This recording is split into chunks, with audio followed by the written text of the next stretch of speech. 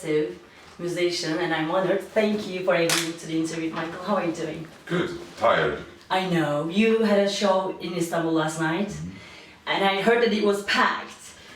Well, I'm not sure about packed, but it was a lot of people. Yeah? Okay, great. And it was in a tent. So it was really cold. cold. I know the place, yeah. Yeah, it was cold there. We played there before, but I think we had more people this time. Oh, cool. But yeah, nice show. Really? I'm looking forward to tonight. Me too. Yeah. Okay, so the road Opeth traveled is an interesting one. You started off with being a really heavy prog metal band with growling vocals all over the place, and now you're more like between a progressive metal band and a progressive rock band with jazz elements thrown in and 70s sound. So what brought you here, you know? Was it a conscious decision, or is it what you listening to, or what, you know, what brought you here? Yes, I would say probably what I'm listening to. Okay. I like to think that each musician who write original music, have a bit of their own personality in there. So I'm hoping I have a little bit of my, it's not just other bands, if you know what I mean. I like to think that I bring a little bit to the table at least. Yeah. And the other guys, of course, us as a band. But I mean, I never, when I was 19, and I recorded the first album, I had kind of moved away from listening and drawing inspiration from extreme metal. I was kind of done with that type of music, as in listening to and drawing inspiration from, but I was really excited about doing our own type of extreme music. And since I was into bands like Wishbone Ash and Camel and Van der Graaf Generate, King Crimson, those kind of bands, and Nick Drake, you know, I'm a big Nick Drake fan. So I had those influences. I had the death metal influence, and I felt that we could do something in this scene. And I also had the metal, 80s and 70s hard rock influences, and that became the foundation of our sound, I think. And eventually, I guess, or pretty soon, I thought we had our own kind of sound. Definitely. But what happened, I mean, we've been around 25 years, and I think we had kind of saturated our own sound. We got stuck in our own sound. And I think we left it, so to speak, in the nick of time before it would have become boring, at least for me. I think the last, so to speak, really heavy record, Watershed, was as good as it gets, at least for now, with that type of style. So I felt I had to do something. I wasn't interested in writing that type of music. It wasn't interesting hearing it play back to me, even brand new songs that I've written. I was like, this is nothing. There's nothing there. So I fully decided I should embrace my love for the music that I'm actually listening to on a daily basis, which is psychedelic and progressive rock and all the subgenres and everything that goes in. So that became Heritage, and then became Pale Communion. I wasn't planning to ask this question, but I'm curious now. I read this somewhere, actually I can tell you where, it's Dream Theater forums. Like all other Opeth fans, they are divided to two, you know, there's this discussion. And one guy actually said something like, not that I agree, I just want to hear your, you know, opinion. So he says... I heard most of it. You did? I heard, well, not this particular case, but I've heard a lot of... Okay, let's see. Okay, he said something like, what he could do, what Chuck did for Death, you know, he retired Death and he started Control Denied because he went to another direction sound-wise. So he didn't offend or disappoint any fans. So this is what Michael should have done. I don't agree, but another guy, I really liked his reply. He said, well then how would he be able to play the songs, the other heavy songs, in Opeth or whatever new band name gigs, you know? Yeah. And you know, they're divided. So what would your answer be to that discussion? Well, I mean, doesn't really work like that, does it? You know, It doesn't. first and foremost, people can have their opinions. It doesn't mean that we're gonna follow it. You know, we love our fans, we respect them, but we're a band first and foremost. I never felt that whatever we do with this band, whatever ends up being Opeth, is Opeth simply because it's us. Exactly. And that argument kind of fails in that sense that how does that work with Joe Mitchell, David Bowie, or solo artists who have a sound and then change it? Should they change their name? Exactly. It's just a random, I think, a bit ignorant and stupid comment, to be honest. Yeah, and their marketing. I think it's easier if they just stop listening to it. I don't think that's the issue. You know, fans love being bitchy. You know, they own you. They own your sound. No, I am the same. I'm the same, or I was the same rather. Yeah. But I think it's the best solution is that they stop listening to. Yeah, I don't think that's gonna happen. To Opeth if they don't like it. Yeah, exactly.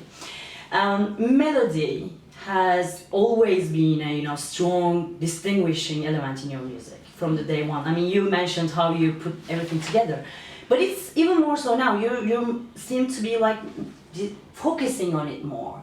So is your approach to songwriting different now?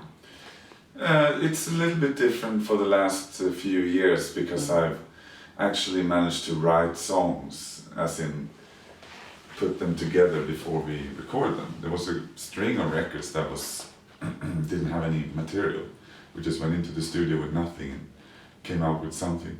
And that was exciting for a while. So I wrote music during the nights and we recorded during the days, basically. Oh. Or put it together. Lots of stuff was put together in the studio. Some records, which I can't understand how I did it. I didn't even have the Still Life record that we did. It's quite a complex record. And I can't write music, but I wrote Deep Purple sounding riff 4 times. Oh, lovely. You know, acoustic interlude.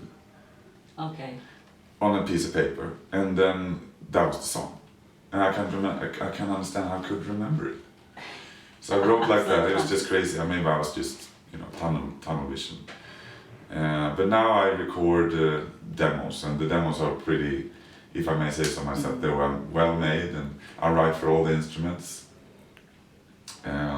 And complete, I do a version of the record basically.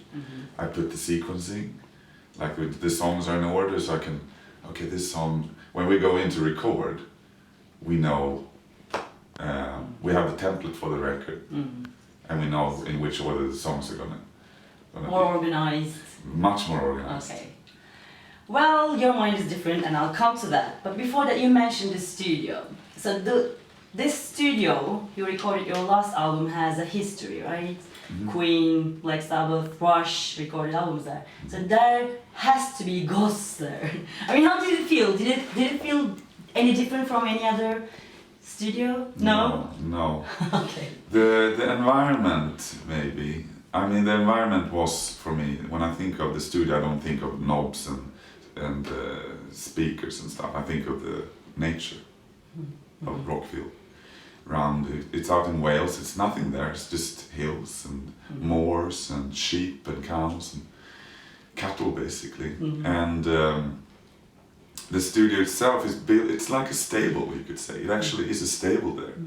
And it has Kingsley, the owner, he has all the original tapes, or what's left anyways, in a stable. That's the warehouse for the tape. But the studios themselves, there's 2 studios. One is the older one, which I can't remember which was first. It was built in 1968 or something. We picked the studio that we thought had a good sounding console. But in there it's just a studio.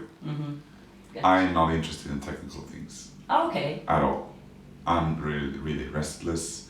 I just knew that, this console is a good one, so let's work with it. Oh, okay. And then we went in, and it's a nice sounding room, I guess, and there's some good microphones, and we had a cool engineer, and that was it. Okay. But the memory of Rockfield is from outside the studio walls. Okay, well, you're great at playing and singing at the same time. I mean, it's an already a difficult thing when I think about it. And if it's pop, it's near impossible for me. Riffs go one way and vocals go another way and different time signatures all over the place. What kind of a mind does it take? How do you do that, you know? Yeah, no, I have severe difficulties sometimes. Oh, I can imagine. Especially since we don't really rehearse the songs that much. The new songs. Once we record a record, I don't really know if I can play and sing it, you know. I mean, with practice, of course, it would be possible, but there's been cases where I have really had to struggle to learn how to play and sing at the same time. Mostly because, I mean, mostly because the timing. You play in one type of signature and you do punctured notes with the vocals. So you kind of sing and when you're not playing, so it becomes a little, you know, like, I know. I'm not smart enough, I guess. Oh, come on now. So, but I try my best, you know, but it's difficult, and many times before you go out on stage. I need you, young man. Okay. You don't know you. Okay, just can I finish it in a minute? Yeah. You've got a minute though. Well, I wish many times before I go out on stage that we were AC/DC. Okay. Not saying their music is simple, but it's much more simple than, you know, it would be nice to just... Yeah. When I interviewed Ian Anderson, he said something like that, you know, he said when we their stuff much more complicated, and I mean, that's crazy. I can have nightmares about Jethro Tull, the mid to late 70s period, when it's just so complex, you know. And we were joking about that, listening to this record, Songs from the Wood, that song.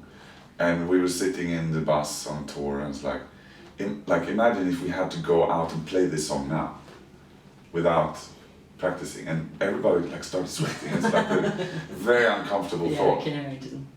Okay. Well, you gotta go. I had questions about Steven Wilson, but next time maybe.